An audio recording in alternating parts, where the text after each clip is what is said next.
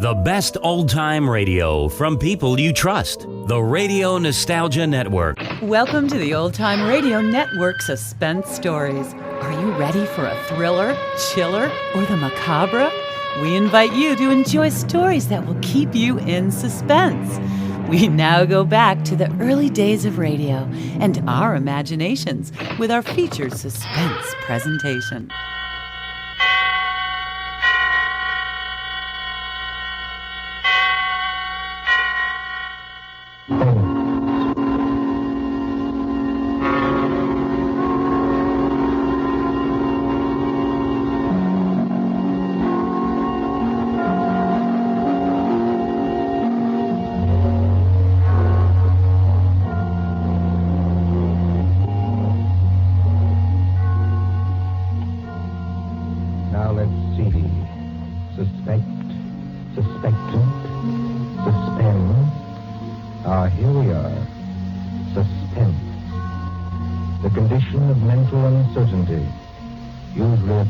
Apprehension or anxiety, fear of something which is about to occur, as do not keep me any longer in suspense. For our story of suspense tonight, we invite you to enjoy The Devil in the Summer House by John Dixon Carr.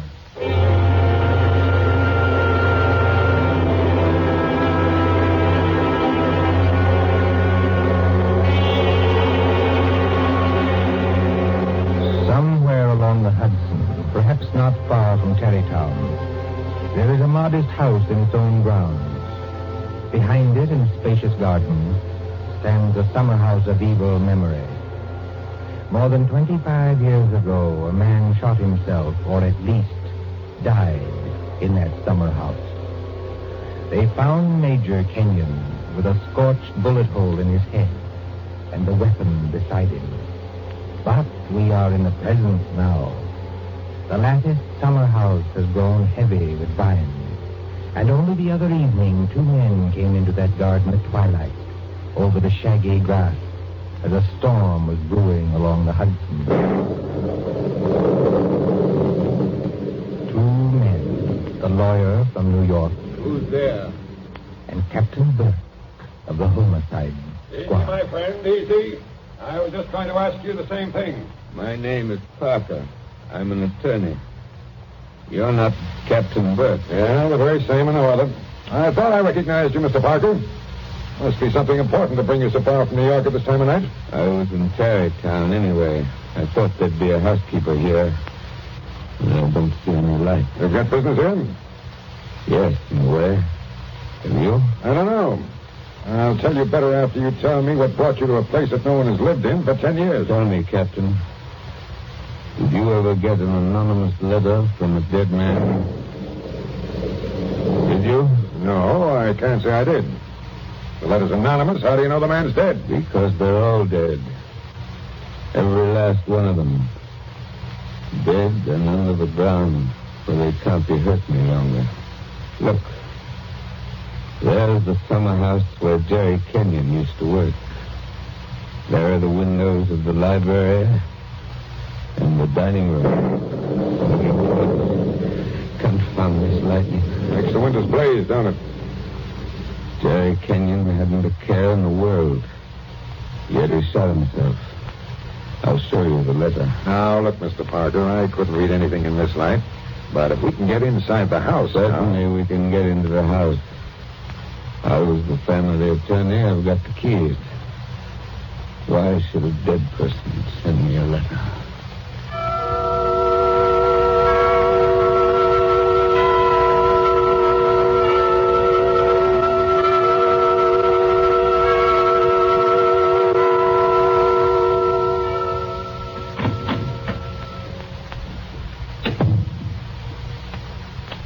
Lights working, eh?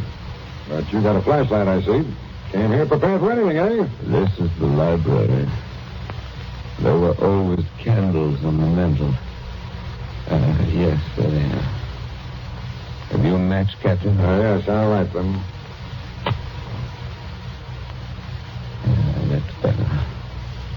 Same old heavy furniture. Same old thick carpet, same old club mat. Now, Mr. Parker, this letter that you were talking about. Yeah. Read it. Hey, wait a minute. This thing is dated November 2nd, 1918. That's right, and be careful of that paper. You see how old it is? But it was mailed yesterday. From where? I don't remember. I didn't keep the envelope. Read it. Dear Joe. In case you didn't know it, I'm Joe. Dear Joe, if you want to know how Major Kenyon really died... But we know how he died. It was suicide. Are you sure it was? Whoever wrote this letter doesn't seem to think so. If you want to know how Major Kenyon really died, look in the third drawer of the desk in the library. Press hard at the back of the drawer. Yours very truly. That's that sign. That's right. Now, you're sure you don't know who wrote that letter? This is the first time I've been back in this room, Captain. It was almost a home to me once. There's the chair where Isabel sat on the afternoon it happened. Isabel was Jerry Kenyon's wife, beautiful woman. There's the door that the maid let me in by that afternoon. You know, Captain, seems to me they're all here tonight. Who? We stand beneath the sounding laughter, and the walls around us are bare as they echo our peals of laughter. It seems that the dead are there. Yet we stand to our glasses steady. You know it? I was in my school reader. How does the rest of it go? Yet we stand to our glasses steady and drink to our comrades' eyes. Here's a glass to the dead already. Hurrah for the next that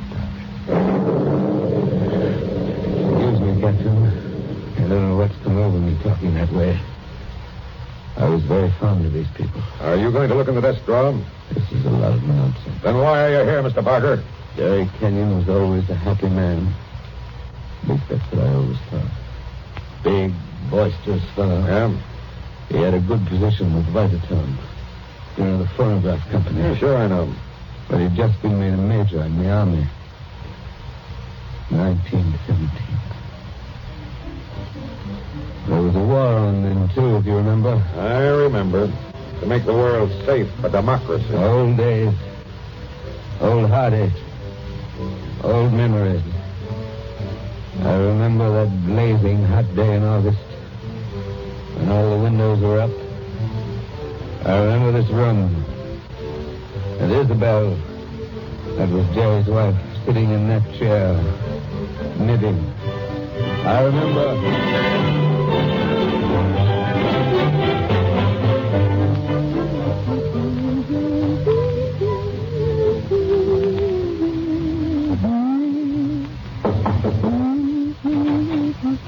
Oh, yes, Kitty. What is it? There's a man to see you, Miss Kenyon. He says his name's Parker. Yes, I'm expecting him. Show him in, please. All right, ma'am. So I take your knitting in your knitting bag? Why should you take my knitting? I don't know, Miss Kenyon. I just wondered. You can come in now. Thank you. Hello, Joe. Hello, Isabel. You sent for me? Joe, I must apologize for Kitty. Servants are getting to be a problem nowadays. She looks pretty enough to get along. Oh, Kitty's got large ideas. She wants to go on the stage, if you please, and do imitations, like Miss Draper. She only knew how hard it was acting all your life. Isabel, you've been crying. I have not. At least, Is that why you sent for me? I missed you. You haven't been here in over a week, Joe. I had an idea Jerry was getting a little tired of having me around this house. Oh, no, Joe. Why, Jerry... Yes, what about Jerry? I wish I knew, Joe. That's why I wanted you here. Where is he, by the way? I want to say goodbye to him before he leaves. He's probably out in the summer house where he works with all those papers. He's got a lot of work to catch up with. He's going overseas tomorrow. Yes, I know. He's out there. He's been out there all day. His last day here. I've been alone. That sounded like a shot. Yes, it was a shot, Joe, dear. Doesn't seem to worry you. It's only Paul. Jerry's brother, Paul. Oh, thought you'd gotten him off your hands for good. Jerry asked him out. He got here 2 nights ago. That doesn't make it any easier for you, does it? No, I don't mind. Jerry's fixed him up with a pistol range in the cellar. Paul's a terribly bad shot. Not like the rest of us. You don't seem to like it, Joe. Shall I have Kitty go down and tell him? No, it's terrible. As long as he keeps away. Poor Joe. But, about Jerry, who is it this time? Joe, Jerry's been home 5 days on leave from camp. Well, never mind what camp. But he spent 4 evenings of those 5 with that Fisk woman. Diane Fisk? The redhead with all the money? Oh, she got money? Well, She must have some attraction then. Please understand me, Joe. It's not that I'm jealous any longer. It's just no, that of course not. Jerry goes his way and I go mine. I may not be without admirers myself, if it comes to that. You've no idea how true that is, Isabel. No, I was thinking about Jerry. He may not always be lucky. He may meet some girl who's not as broad-minded as I am. And then when he gives her the go-by... Paul must be getting really furious down in that cellar. He's not hitting anything. He must be using a lot of ammunition. Now, your trouble, Joe, is that you're too much of a gentleman. And if you really want to see Jerry, there he is now. Where? Just standing in the door of the summer house. Look out the window. It's finally bright out there. Doesn't he look noble in his new uniform? Sam Brown belt and revolver and everything. Look how he turns around and waves his cap at us. Like a real soldier. Real soldiers don't exactly wave their caps, do they? He does. Jerry! Jerry! Hello there! Jerry, Joe Parker's here. Who? Joe Parker. He wants to see you. Give him a drink or something. I'll be up in a minute. Into the summer house again. Not a care in the world, Now, has he? listen, Isabel, you've got to slow down. You'll be crying again in a minute. Come on over here and sit down. The light hurts my eyes, that's all. Well, then we'll just pull these blinds. You'll still be able to see it. There, how's that? It's better, thanks. Now, can I get you anything? Oh, no, you heard the Great White Chief's orders. I'm to get you something. What do you have, Joe? A highball? Don't bother with that. Oh, it's no bother. Everything's out in the dining room here. The Iceman didn't deliver today of all days, so I'm afraid I can't give you any ice. I read in the paper yesterday that we're likely to have automatic ice boxes any day now. Things that freeze ice by electricity or something. Do you believe that, Joe? I doubt it. Listen, Isabel. Here you are. Not cold at all. It's the best I could do. Thanks, Emma. What I wanted to say was, couldn't you get that brother of yours to give up practicing now? Hasn't he done his good deed for the day? Yes, maybe he has. I'll ring for Kitty. You don't have to call me, Miss Kenyon. I'm here. Oh, yes, Kitty. What is it? It's only to tell you there's another visitor. This time it's a woman. Lady Kitty. Call her a lady, please. No. Maybe. She says her name's Diane Fisk.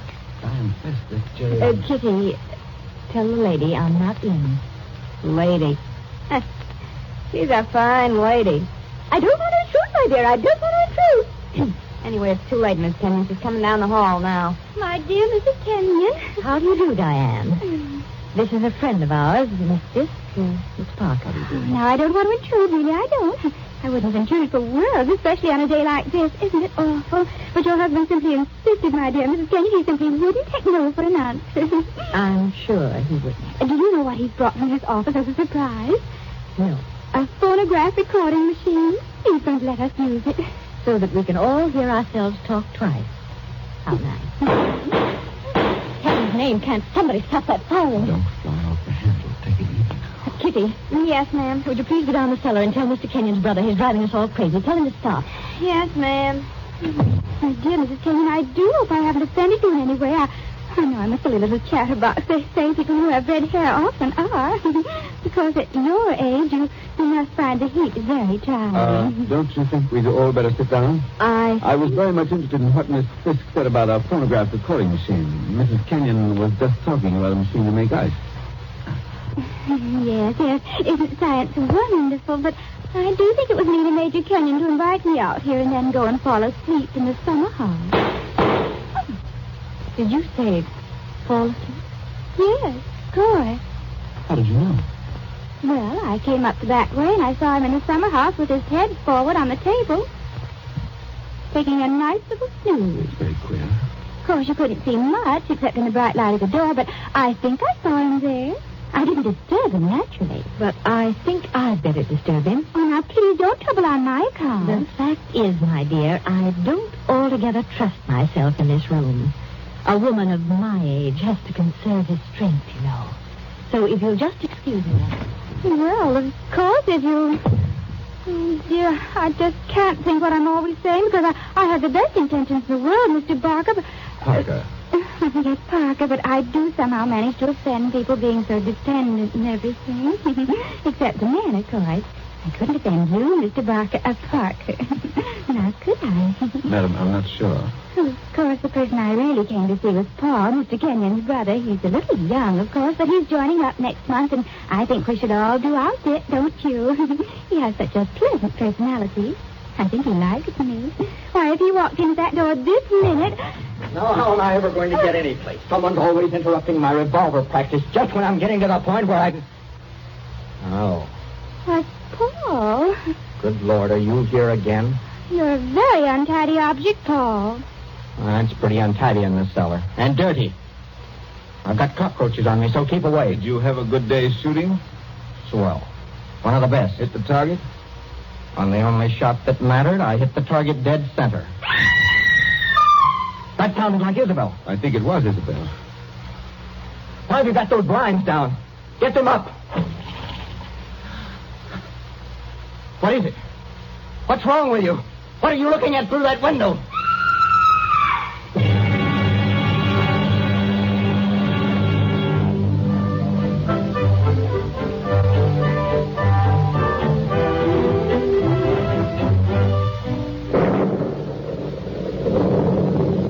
That was 25 years ago, Captain Burke. We found Jerry Kenyon lying across the table in the summer house. He'd shot himself through the head with his own revolver from the holster. It was lying on the floor beside him. Shut up, Senator. I see. When Isabel found him, he'd been dead about half an hour. The doctors proved that, did they? Yes, that shot had been fired against his head. The front of his uniform cap was powder burned where the bullet entered. There's no doubt about that. None at all. We never noticed the real shot Because that young lad was shooting off guns like a maniac in the cellar. Precisely. Now they're all dead. By accident, illness, they're all gone. Isabel Kenyon died less than a year afterwards. I think she died just because she was so fond of Jerry. I suppose you've guessed my little secret. Oh, I think I can sort of read between the lines. You were in love with Isabel Kenyon, weren't you? Yes. Well, these things happen. I never let her see it, you understand? Women know, pretty generally. So, they're gone. The youngest of them. And I'm left alone with old tunes, old ghosts, wondering why the fellow ever killed himself. Why? Why? And this morning, out of a clear sky, I get a letter saying, if you want to know how Major Kenyon really died, look in the third drawer of the desk in the library. But I tell you, we know how he died. Well, aren't you going to do it? Naturally. I've got a key somewhere here that fits the drawer. Now, listen, Mr. Parker. In my father's country, in Ireland, they got a saying that when a man's going to commit suicide... I thought of doing that, too. Then the devil comes in and takes him by the hand and talks to him. They say you can see the devil as plain as I see you just before you pull the trigger. The devil must have been in the summer house that afternoon. Oh, no, he wasn't. What do you mean? Major Kenyon didn't kill himself. He was murdered. My dear Captain Burke, the police covered all that at the time. Everybody had an alibi. They did they? Well, think of what I've told you. Isabel and I were together all the time. Paul, her brother, was shooting off guns in the cellar. Yes? Diane Fisk? Yeah, what about her? Her chauffeur who drove her there swore he saw her walk straight up to the place. She passed the summer house, but didn't stop there. Well, that checks. Even Kitty the maid could prove she'd never stirred out of the house. Until just a minute or so before Isabel went herself. Oh, and why did the maid have to leave the house at all? She was taking Jerry the black coffee he drank every afternoon. He'd already been dead half an hour then. And that, my dear Captain, disposes of everybody. Well, now listen, Mr. Parker. You're a good guy, and I'm not going to hold out on you any longer. You see, I say Major Kenyon was murdered because I know he was murdered. By an outsider? By one of the people in the house. That's impossible. Is it? Well, why don't you open that desk drawer and see? What time is it? It's 7:45. 7:45? And I haven't got much time. Well, what? Holy St. Patrick, will you open that drawer? If it's waited 25 years, my friend, it can wait a minute more. I've got the key somewhere, at least. But everything the same. Paul never altered what he inherited. Same old desk, same old phonograph. Same old. I think this is the key. Yeah. It opens. There's nothing here except one or two old newspapers. Everything very dirty. The letter says to press hard at the back. Now, have you tried that? Doesn't seem to. Yes, by George, it does work. Well? There seems to be a movable back on a hinge. Well, what's inside? Some sort of flat, round paper parcel sealed with wax. And about as dirty as it can get. Open it, man. Open it. I'm going to. It's a phonograph. There's a plain white label. Something on it written in pencil. I don't see too well nowadays without my glasses. Oh, here, give it to me. I'll read it to you. Go on. A record of how I killed Jerry Kenyon. Say, don't you get it, Mr. Parker? This is the real goods. The murderer's going to tell us his own story 25 years later. Be careful. Whatever you do, don't drop it. You seem to be interested enough now. I don't say I'm not interested. I say I can't believe it. You know, when you were talking about the dead coming back and that kind of thing, you sure started giving me goose pimples. But that's just what it is, a dead person. Now, there's the phonograph. Put that record on. Let's hear what the ghost says. Any of them could have made the record, of course. The apparatus was all here. Don't just stand there by the phonograph. Will it work? Yes, it works. Is it wound up? Yes, it's wound up. Here goes. Now, look, Mr. Parker. Whose voice do you think it's going to be? I don't know. Now, I want to warn you. The voice you're going to hear from there... Please, be quiet. Listen. I've started it up. Well, speak up. Who killed Jerry Kenyon? I killed him, Joe, dear. What's it about? I'm sorry about it, Joe, but I had to have you for an alibi. And you were so terribly easy to It's fool. only a phonograph record, man. Don't look at it as if it was alive. You said you and I were always together, Joe, but that wasn't quite true. I left you to go into the dining room and mix a highball, remember? Yes. And I was carrying my big knitting bag. Remember that, too? And there was something else in it besides knitting. I'm an awfully good revolver shot, Joe. I told you we were all good except Paul. And the back windows of the dining room faced the same way as the back windows of the library. Thank you, Isabel. Thank you. Jerry was in the summer house. I made a sign to him from the window, and he came to the door there. In bright sunlight, 50 feet away. Isabel. Joe, don't you know what August heat is in a wooden summer house? Didn't anybody see that no man would be wearing a cap inside on a day like that? Jerry had taken his cap off before he went into the summer house. We saw him do it. He was bareheaded when he came to the door. So I lifted the revolver and shot him through the head. Then I dropped the gun back in my knitting bag and went back into the library with your drink. Isabel. Don't talk back to the thing, There man. was You'll drive me something else screwy. in my knitting bag, too. I had to use it. It was a duplicate of Jerry's army camp with a powder-burned hole already fired through it in the place I wanted. Very clever of you, Isabel. So I've been the goat for 25 I years. waited for some time and then slipped out to find the body.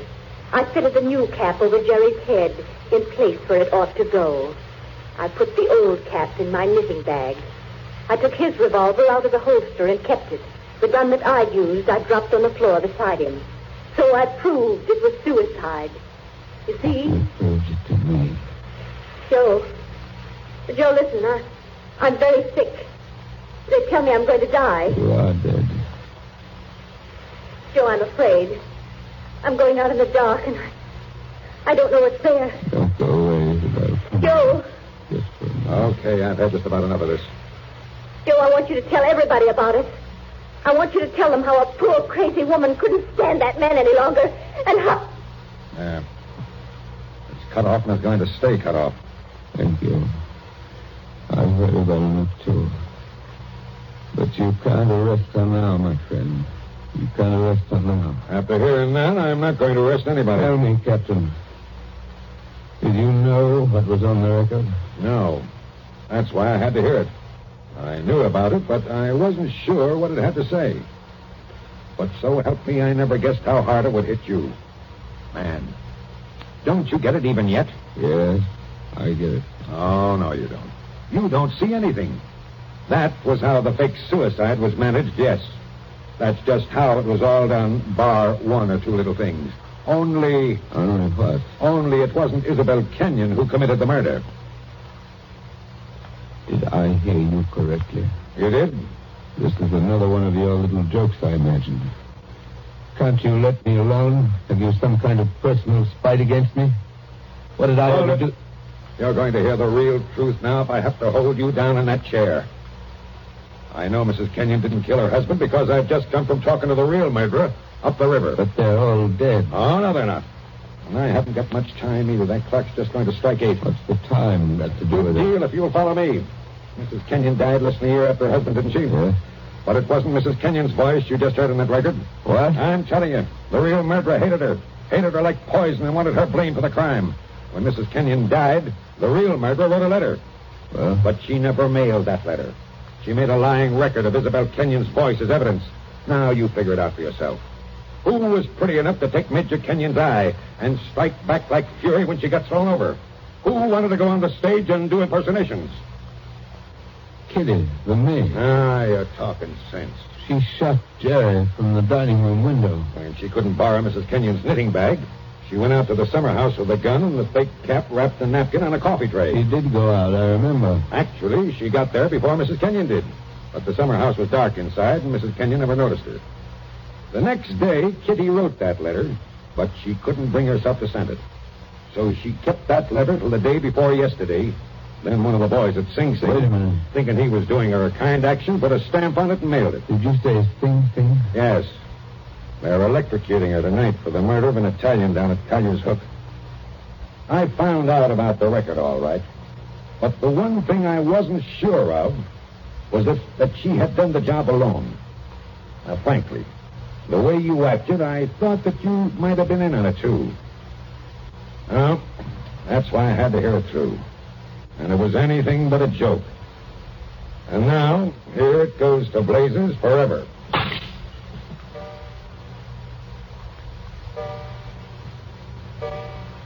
Eight o'clock. Now she's dead.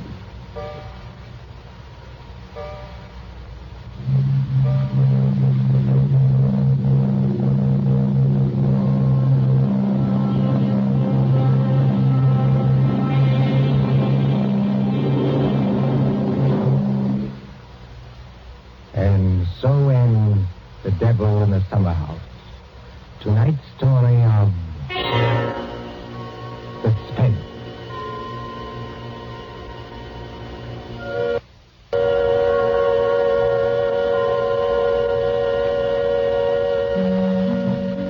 The part of Mr. Parker was played by Martin Gabel.